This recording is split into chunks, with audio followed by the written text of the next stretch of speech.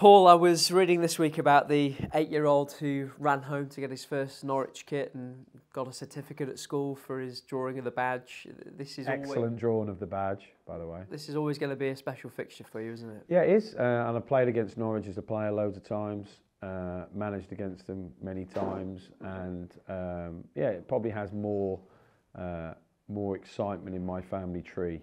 Is probably the nicest way to put it. Most of my friends are Norwich fans. My uncles, my cousins were season ticket holders.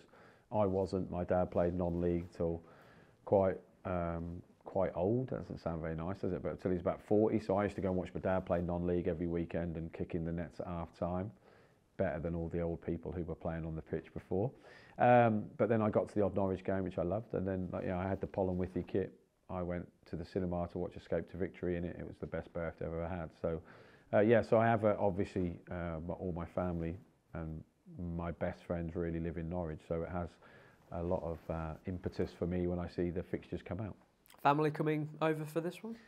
Yeah, I've got, obviously you know about, unfortunately I lost my uncle the other week, so it makes it a bit more difficult for my mum, but most of my family and friends are coming or are watching because of the naughty kick-off time and what's happened. A lot can watch from home. Tell me about how working in football sort of changes things as a football fan, because it's maybe so many people outside that don't appreciate. Yeah, it dilutes it massively. So in the fact that I will always that will always be my club, but it isn't as important to win as the club I work at. And when I played, the same. So like when we played against Norwich, I want Norwich to have a reasonably good season, but not better than the club I'm at. But you want to beat them because it just, I don't know, the texts I get after will be better than the texts I could get on this side of my body if I don't win. But the fatuation you have as a football fan, yeah, it does dilute. It does dilute. So it's now like I'll always look at it when I go home to my mum's, for anyone who's watching this back home, but when I go home to my mum's, I'll read the EDP, I'll read the North Norfolk News, I'll read about what's on the back page about Norwich, and I'll read all of that. But during the season, I just, when I look for the results, I'll always look for them, but I'm not like, oh, I feel sick, they've lost. I'm not that much of a fan. But when you're younger and that's your one club mentality, one city, one club, not dissimilar to Derby really. So I had that feeling, but the longer you've been in professional football and been in it, which is about 30 years, it does dilute. And you only have to look at other managers who, had obviously much better careers than myself, but have worked for 8-9 clubs. I mean, there's some managers who'd worked for both clubs in the same city, which is pretty brave. So I think that proves the fact, not proves, but makes the point you'll always have a romantic connection with one club, but yeah, the more you're in football, regrettably, it does dilute. What do you make of the current iteration of your boyhood team? Had a very good win last weekend, didn't they? Yeah, probably had their best win and best performance, really. They've, again, as all the champ clubs seem to do, sign well in the summer, and they have, played in a way that, I mean, they've got Sargent up front, which is obviously a very good player. I was, from a Derby point of view, I was hoping they were going to sell him in the summer. From a Norwich point of view, I was quite pleased they kept him. But their fullbacks come inside, they can play, they've got real mobility in the middle, and like every championship team, if you stay off them, they can control the ball, control the tempo. Like I said, they're excellent against Watford last week, and had some really tough games, losing by the odd goal against the Swansea, which was an own goal, and close games against Coventry and that. So I think looking at it from the outside, I think they'd obviously wanted to collect more points on how they've played, but there's another 23 teams that would possibly say the same thing. To talk about your team, sadly have to ask about injuries once again. How's Callum Elder doing? I always say great, as in he's doing well, because psychologically he's doing well, but obviously he's going to be out a little while. He's just tweaked his groin, so it's not a risk that obviously we're going to take, because with the international break coming up as well, I don't think he'll play any part in the next 3 games.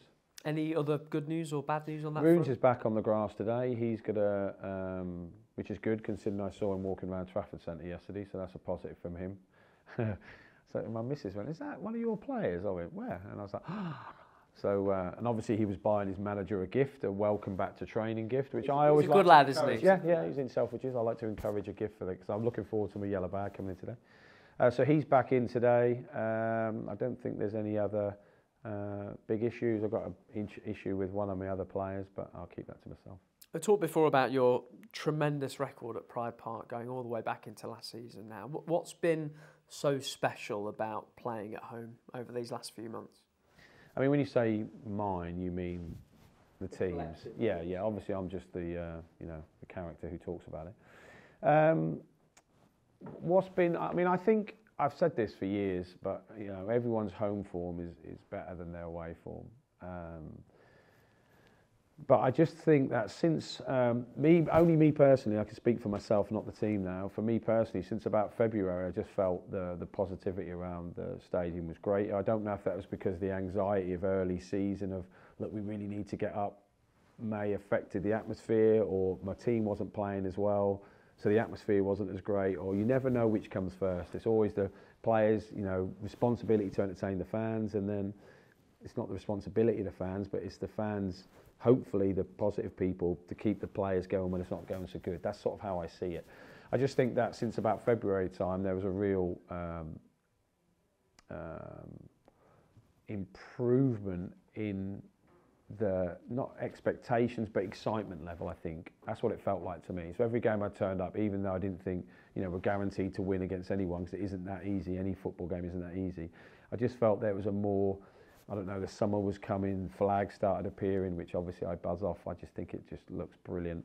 And every time the lads walked out of the tunnel, it just felt louder. I mean, someone could prove to me it's not true, and there's a decibel. There's got to be a chart here somewhere for decibels, but it just felt livelier, that's the truth. And I don't know if that was the fans feeding off the players or the players feeding off the fans, but collectively, the 30,000, give or take, and the 11 who were on the pitch just felt a lot more unified. But I do understand that winning does that.